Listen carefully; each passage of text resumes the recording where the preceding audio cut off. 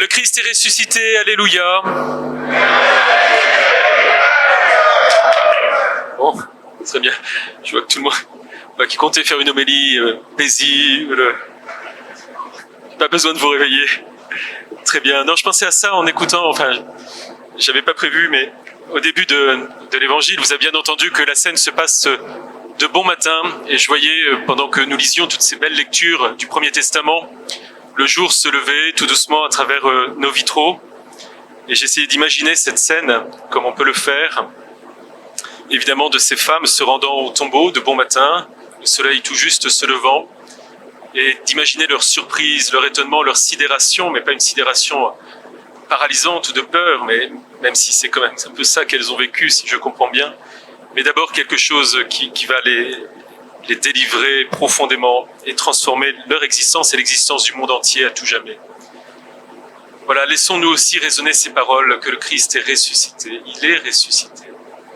C'est incroyable de dire ça. Alors, voilà, je vais essayer de vous partager tout simplement quelques intuitions qui sont venues en priant un peu autour de ces textes. J'étais quand même assez surpris, même si pourtant c'est pas la première vigile de Pâques que je vis, évidemment. Enfin, de bon matin, si, je crois que c'est la première. Mais nous pouvons rendre grâce à Dieu de la vivre. C'est vrai, je sais bien, je n'ai pas fait allusion outre mesure. La situation est compliquée, mais quelle grâce d'être là. Quelle grâce d'être là. Un an après le début de cette épidémie, nous pouvons à nouveau vivre bien cette grande fête de Pâques. Donc déjà, rendons grâce à Dieu. Mais je me disais effectivement, en écoutant ces lectures, c'est quand même étonnant. Nous avons 7 lectures qui sont prises de l'Ancien Testament. Vous savez que l'Ancien Testament, sa cible, enfin son objet, c'est de nous raconter le long et, il faut bien reconnaître, souvent laborieux parcours du peuple choisi, du peuple d'Israël pour vivre avec Dieu.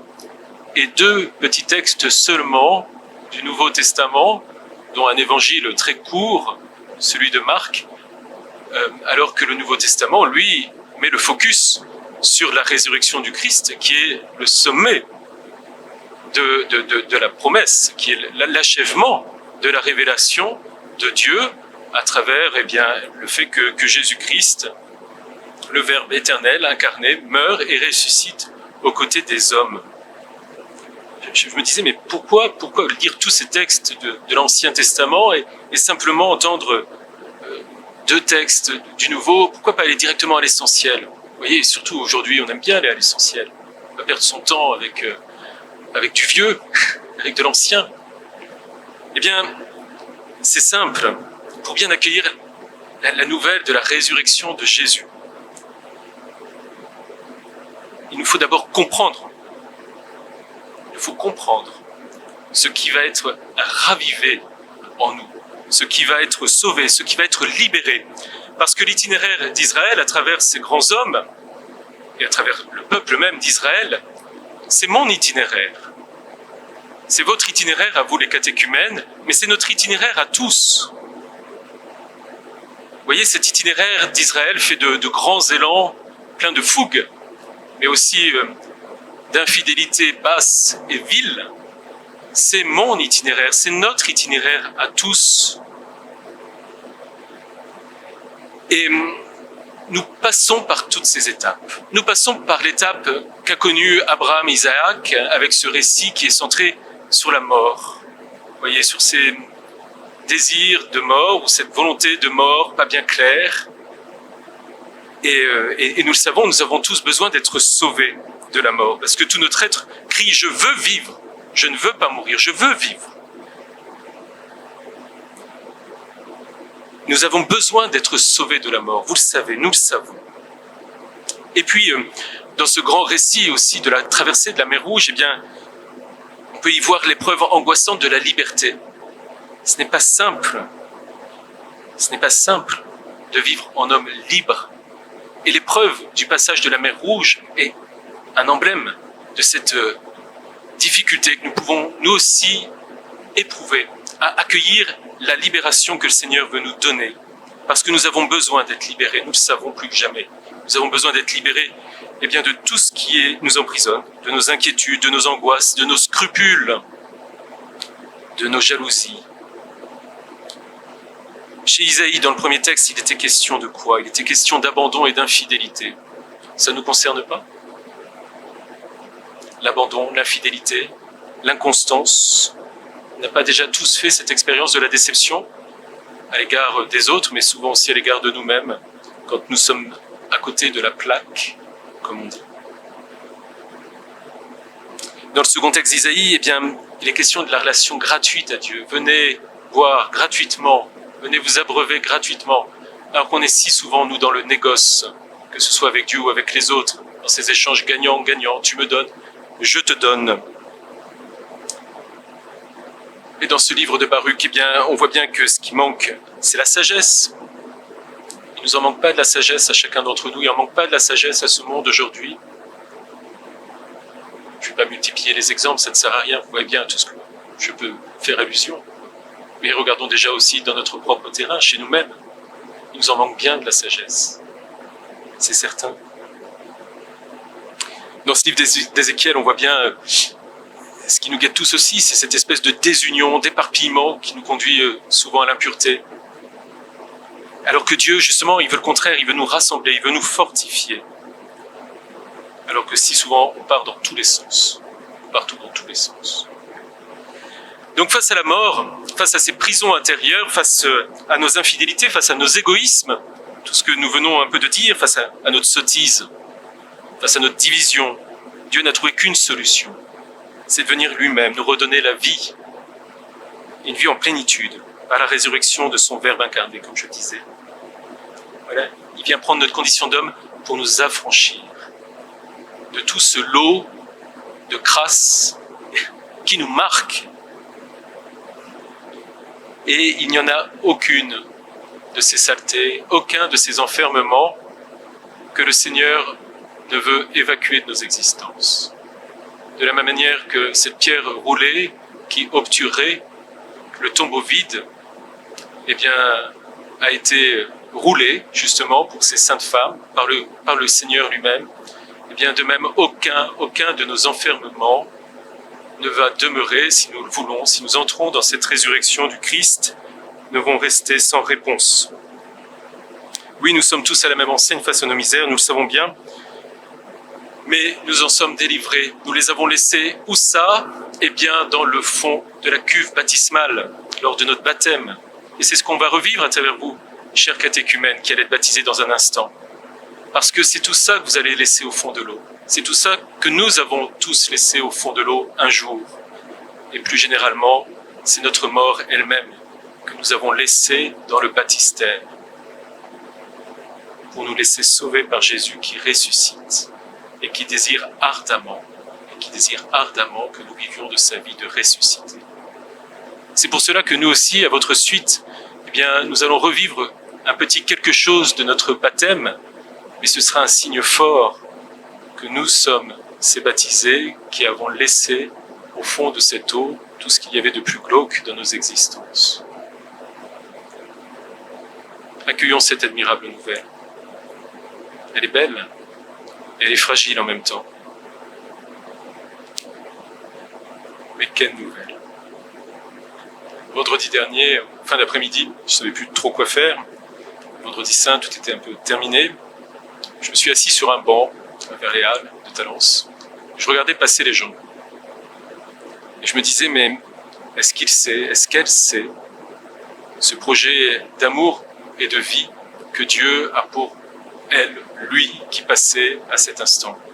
Il y avait tout le monde. Il y avait des anciens, des jeunes, des personnes qui avaient l'air en mauvaise santé, d'autres qui avaient l'air tristes, des étudiants, des enfants qui jouaient. Il y avait tout le monde en concentré qui passait là. Et je me disais, mais quelle vie incroyable que chacune de ces vies. Chacune d'entre elles est dans le cœur de Dieu, mais qui va leur dire s'ils ne le savent pas? C'est nous. C'est nous. Et pour cela, il faut que nous nous affermissions dans cette foi du Christ ressuscité. Pouvons-nous en douter? Et je pensais aussi à ça. On peut beaucoup de gens doutent, bien sûr, de la résurrection de Jésus-Christ. Est-ce qu'on peut en douter? Et j'ai envie de dire même, au fond, est-ce qu'elle change notre vie? Est-ce qu'après cette célébration, nous allons être un peu changés, un peu transformés? Parce qu'on va vite faire le constat qu'on est encore un peu englué dans nos bourbiers. On va vite faire le constat que c'est la confusion, et puis il y a ce pétrin dans lequel on est depuis un an. Alors est-ce que ça a vraiment changé quelque chose, la résurrection de Jésus? Est-ce qu'elle va changer quelque chose pour nous dans quelques heures? Enfin maintenant, dès à présent, nous sommes plongés dedans, dans sa célébration. Alors, plus qu'à savoir théorique, il me semble que pour que nous nous affermissions dans cette foi à Jésus ressuscité, il faut être des pragmatiques. Plus que des théoriques, il faut être des pragmatiques. Et il nous faut ouvrir les yeux sur toutes ces expériences de Jésus ressuscité que nous faisons à travers la vie de l'Église. Et quand je dis la vie de l'Église, c'est la vie de l'Église en général, mais c'est aussi la vie de l'Église ici à Talence. Celle que nous vivons dans notre communauté paroissiale, dans notre communauté, celle que nous formons ce matin. Nous représentons, je suis sûr, bien des personnes qui ne sont pas là aujourd'hui, et plus généralement, bien sûr, tous les chrétiens, mais c'est ici même que nous avons à constater, à voir, à ouvrir les yeux sur la vie du ressuscité qui se déploie. Et il me semble que nous devrions plus souvent rendre grâce à Dieu et constater cela ensemble.